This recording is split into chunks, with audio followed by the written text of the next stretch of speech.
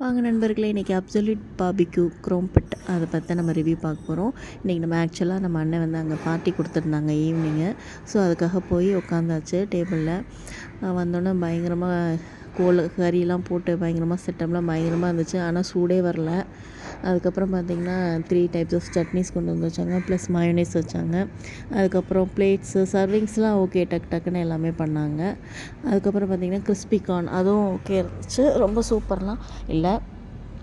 இதுக்கப்புறம் பார்த்திங்கன்னா பைனாப்பிள் அது வந்து பார்த்திங்கன்னா ஃப்ரெஷ்ஷாகவே இல்லை, எதுவுமே ஃப்ரெஷ்ஷாக இல்லை. நீங்கள் சிக்கன் எடுத்துக்கிட்டாலும் சரி, ஃப்ரூட்ஸ் எடுத்துக்கிட்டாலும் சரி, இல்லை வெஜ்ஜில் பன்னீரோ இல்லை மஷ்ரூமோ எது எடுத்துட்டாலும் அதாவது ஃப்ரெஷ்னஸ்ஸே இல்லை சுத்தமாக.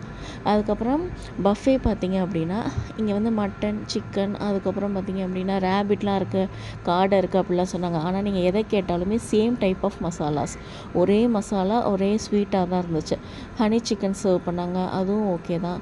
அதுக்கப்புறம் பானிபூரி கவுண்டர் ஓகே, ஐஸ்கிரீம்லாம் நல்லா இருந்துச்சு. பானிபூரி, சாட் ஐட்டம்ஸ், பாஸ்தாலாம் நல்லா தான் இருந்துச்சு.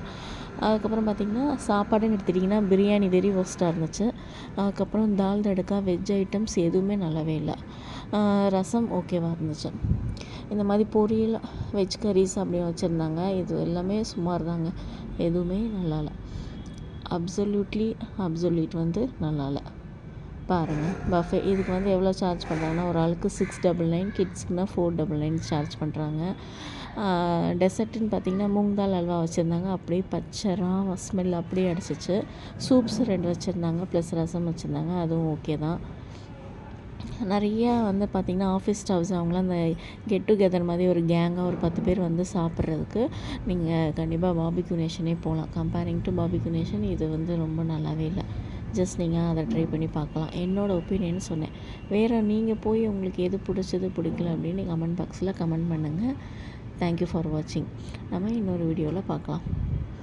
இங்கே பாருங்கள், அடுத்து இந்த மாதிரி தான் இருக்குது இவங்களோட இடம், ஸ்பேஸு. கார் பார்க்கிங்லாம் ஓகே. பில்லு நான் உங்களுக்கு அட்டாச் பண்ணியிருக்கேன், பார்த்துக்கோங்க. அவ்வளோதாங்க. தேங்க்யூ ஃபார் வாட்சிங்.